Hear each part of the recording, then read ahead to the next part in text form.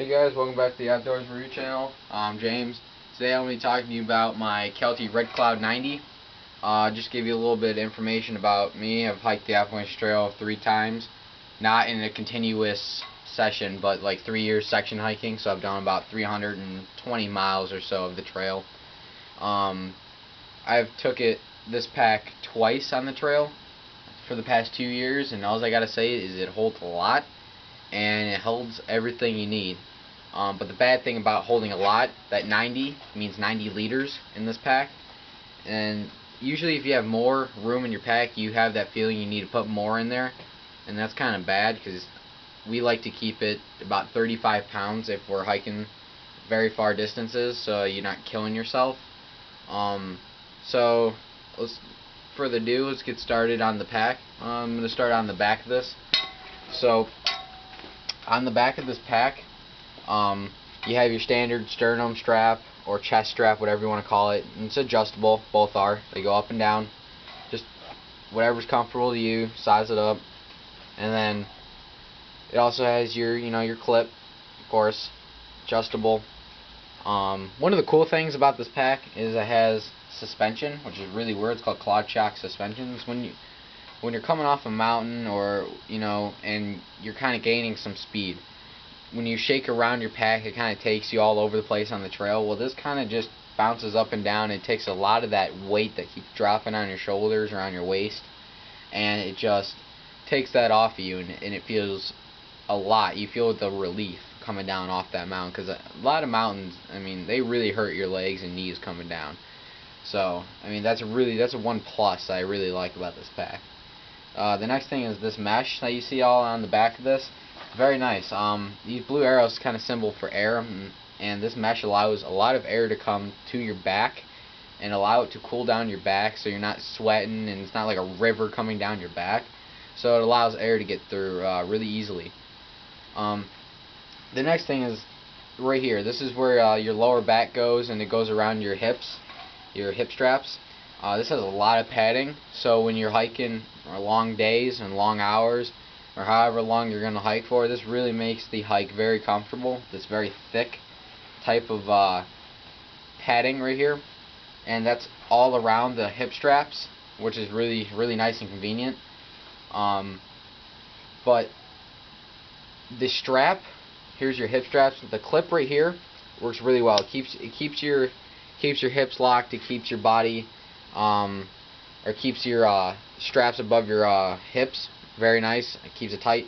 But the bad thing is, one of the cons I got about it is when I hike, and I am going down off those mountains, this left strap likes to come loose right here. I don't know why. It's just when I'm hiking, it just likes to come apart like that. I never understood why. I'm thinking it was a bad strap or a bad clip right here, but it's not. I don't know why, but I think that's like the only con I have about this pack. So, which is really good. Other than that, this pack is amazing. But anyway, getting carried away. On your hip belt, you have these nice pockets that you can fit your maps, or your granola bars, or whatever you're gonna eat or look at. It's very easy and accessible to get to. So they make that pretty nice. So that's the whole back of the pack. Let's start towards the front now. On the front of the pack, I'm going to start at the bottom. On the bottom of this pack, you can fit your sleeping bag down here. So what you do is you take these clips, unclip them. Nice, they come off nice and easy. And from the back, unzip, and huge compartment. You can fit a huge sleeping bag in here. Not a huge one, but a nice compressed in the stuff sack. I carry a Marmot. Forgot the full name of it, but it's rated for 40 degrees. I'll do a review on that some other time.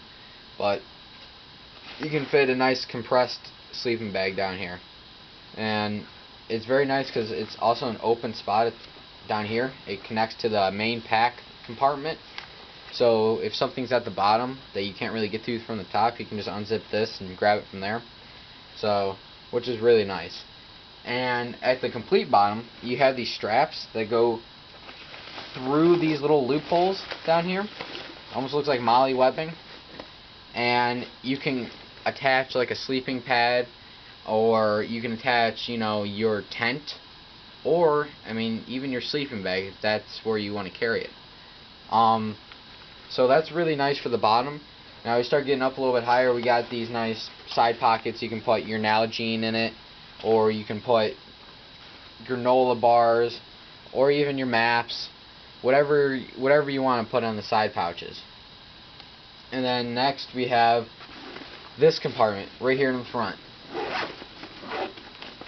This side compartment, or this front compartment, has a lot of space.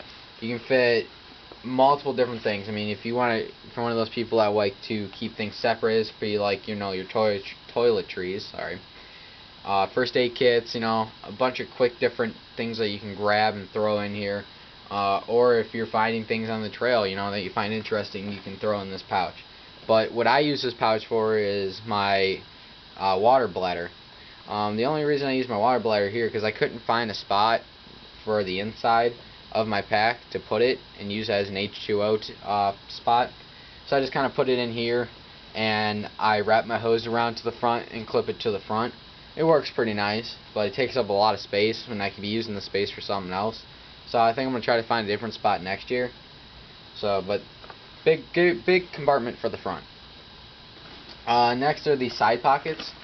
These side pockets are pretty large. You can fit a good amount of stuff in here. You can probably put your, you know, bug spray or your compasses and a bunch of different things, like whatever else you want to carry. I usually put my like hand soap, put my toiletry, like hand sanitizer in here and stuff. That's where I put that stuff. It also comes on the other side. You have the same pocket, and you can put a bunch of different stuff. Like one of the main things, as I can see, I just pulled out, and baby powder. You can put some baby powder in there. Baby powder works really good. Doesn't help. It stops chafing. It also, if you have chafing, it relieves a lot of the pain, the friction between your legs. It really stops the pain. It helps a lot. So you can put that there. I mean, that's where I put my stuff. More of my main stuff. I'm gonna be grabbing a lot, like headlamps and stuff. So now let's move on to the top. The top piece was just really nice. It comes off and it forms a oh, I can't think of the name now. Fanny pack. There it is. And you can take a fanny pack out. So if you're not going on a long trip, you're just day hiking, you can take off the top and you can turn it into a fanny pack, which is really cool. It has a big compartment at the top. You can fit, like, I don't know what you want to fit in there, like your maps or some granola bars on a long, like you're just day hiking, put that in there. First aid kit, so it's just quick and accessible. The next is this very top. This top piece on the back side of this, it is a very large compartment. I like to put my rain jacket back there so it's quick and accessible and I can grab it quick, and if it rains, that's where also I put my pack cover, because it's just quick, like I said, so I can grab that and throw it on very quick. So that's really good. Kelty did a great job on making good pockets, big pockets. From my perspective, they're very big. I can put a lot of stuff in there and still have stuff left over, room left over to put more in there. But overall, this is a very strong pack. I know I've only used it for 2 years, but in those 2 years, I've put a lot, packed a lot, put it through hell and back, and it still impresses me. I can still put more. It's still rugged. I mean, there is no break, wear, or tear on the zippers. The zippers are pretty tough and built very well. Didn't have any snags on the zippers, so I mean, it's a very tough, rugged pack. I bought it for $220 up at our local Gander Mountain. Is where I bought this one. Great price for what the pack has to offer, at least in my eyes. So I'm gonna get to the bottom of this pack now, like the main compartment. So I'm gonna bring it down.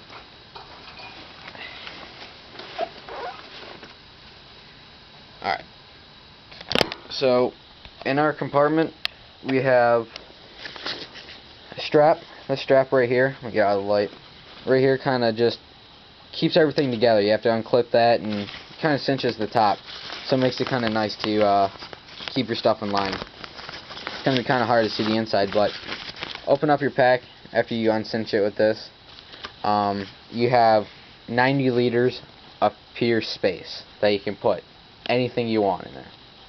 On the front part of it over here, right about here, it has a nice mesh zipper lining in here. You can kind of see, I mean, it's pretty dark, but it's nice. You can put, I don't know, can't really think of anything, whatever that you want to put in that zipper pouch right there. I mean, it's really just there for an extra add-on for space. Right over here, this is where I'm thinking about putting my hydration pack next time, or my water bladder. Just slip it down in there. I have a 3-liter platypus that I carry, so put that in there. It'll be all nice and snug, and just wrap it around to the front and clip it up. But other than that, 90 liters, you can fit whatever you want.